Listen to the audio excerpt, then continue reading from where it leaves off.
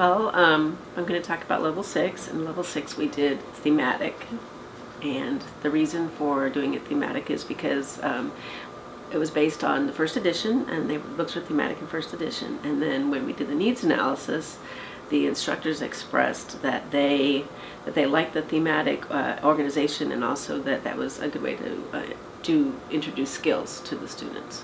Usually the ALC, the books are sequenced from less difficult to more difficult. And level 6 we did it. The 4 books, 31 through 34, are not more difficult. They're all about the same level of difficulty.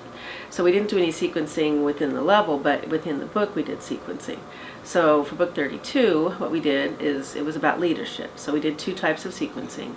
We did concepts of leadership first, and then examples of diverse leaders after that, and then case studies after that. And the idea there was that the students would have the basic concepts that they could learn, and then they could talk about with some actual higher level things. And then the other type of sequencing that we did was, obviously with the skills, you are learning the skills. For example, the writing process is a process, so you sequence the parts of the process over the course of the book also. And that's pretty much it, and it worked out really well. In the aircraft maintenance project and in the Army project, we had a kind of a different way of organizing the course, and one of the reasons why we decided to organize it differently is because the student population, their specialties were varied. So we had, in the aircraft maintenance field, you have guys that are going to training in structures, training in avionics, training in armaments, training on how to fix engines, just a wide variety of specialties within the aircraft maintenance field. So we couldn't write a module that was just aircraft structures. We had to write a module that kind of was really varied and would be suitable for all of those specialties. What we came up with was what we call a menu approach. And so what we did is we organized the book into sections. So we had a section on listening, a section on reading, a section on, well, also technical reading, and a section on interactive communication. What that allows you to do is to have the students do a listening activity in the last listening section of the book, but in the same day they would flip to another section of the book, let's say technical reading, and do an activity about technical reading. So, and it can kind of continue on through the day. They're flipping from section to section in the book. They're not going straight through material, just turning pages in sequence. Since it's a menu approach, you can kind of sequence the activities in the way you want as an instructor. You can design your lesson plan. It's very flexible.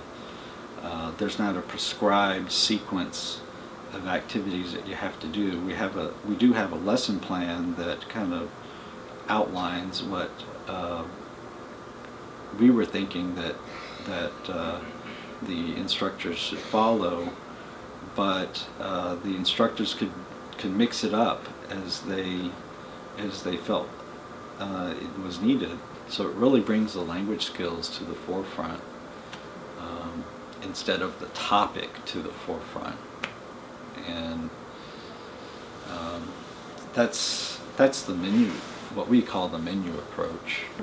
One of the ways that I organized the course was by strategies, and we did that because our objective was to teach students to learn how to learn, and we only had 1 week to do it.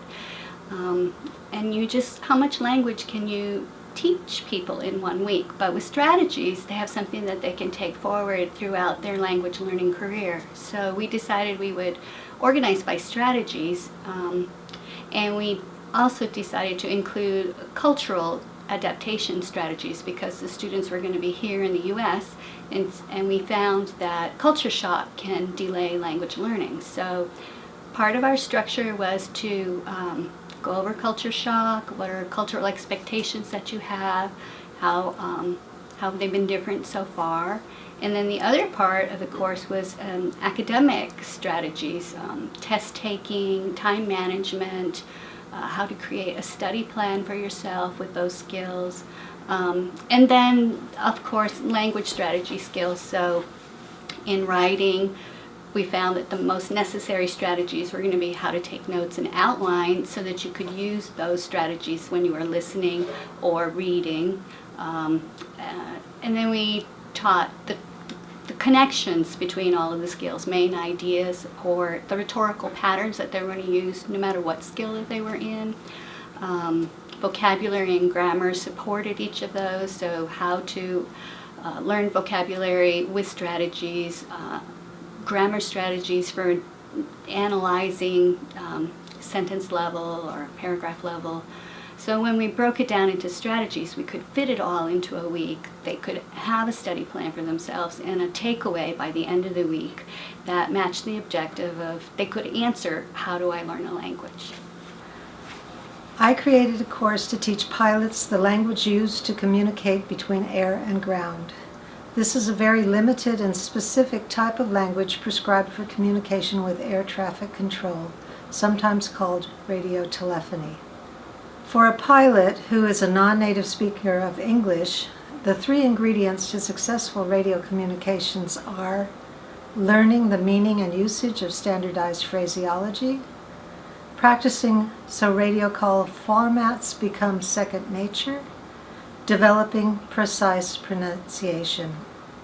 The course we devised had to achieve this. With respect to communication requirements, I discovered a shared commonality among all flights. The commonalities allowed me to structure the course based on the following shared characteristics.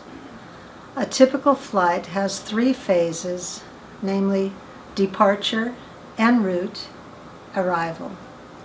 Within this 3-phase structure, a pilot communicates with 8 air traffic control entities. The diagram shows you a sequential overview of the pilot-controller interface. Radio calls require that the speakers take turns. Practicing the type of calls and required phraseology for the turn-taking exchange with each controller comprises the course content.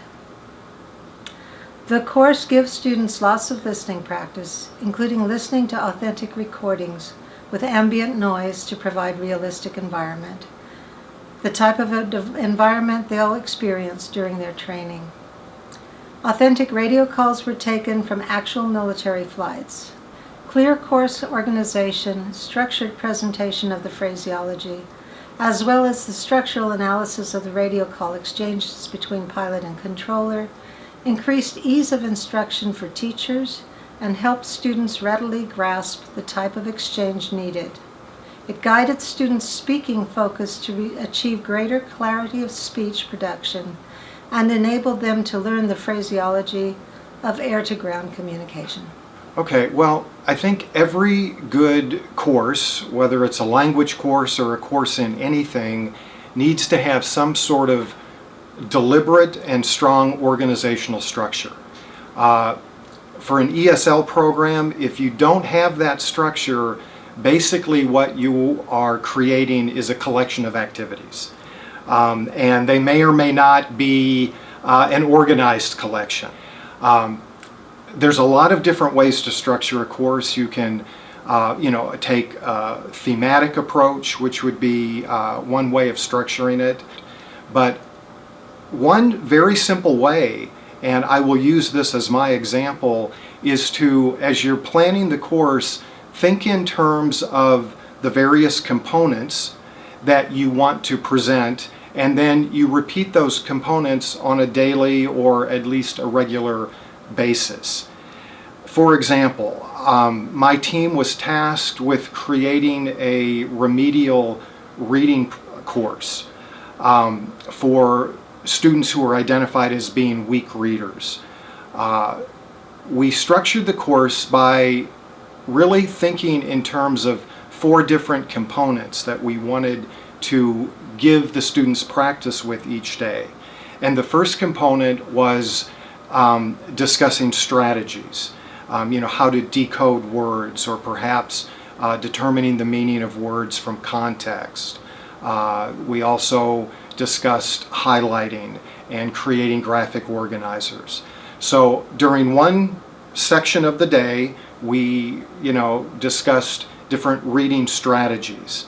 Then most of the day was spent reading, but we, rather than just say, okay, we're going to start reading now, we divided the remaining part of the day into 3 sections.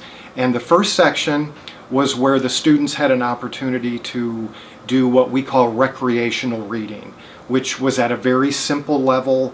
They used graded readers that were not intimidating or challenging. So they did this recreational kind of easy listening for part, or easy reading for part of the day. Then the next part of the day was spent interacting with texts that were somewhat more difficult, and we called that the instructional level. And here's where we got into reading for the main idea, reading for details. And so part of the day was spent with materials at the instructional level. But these students were going to be eventually going to military training where they were going to be confronted with fairly difficult reading. And we didn't want to sugarcoat and make this course too easy. So the last part of the day was spent having the students interact with really challenging texts that they probably were not going to understand thoroughly, but we wanted to give them exposure to kind of the realities of what they would be facing. And it also gave them an opportunity to apply some of the reading strategies that we had talked about earlier in the day. So from the very beginning, as we were planning this course, we were thinking in terms of those 4 components: the strategies, the recreational level, the instructional level, and then the challenge level. And that really made it much easier for us to find and evaluate material as we were developing, but then it gave the course a structure in the eyes of the students so they could really understand what they were doing at each point during the day. So by all means, when you're planning that course, make sure that there's some sort of structure that's holding things together. Otherwise, you might have some great activities, but they're really kind of just floating out there in limbo, and they don't really come off to the student as being a unified course.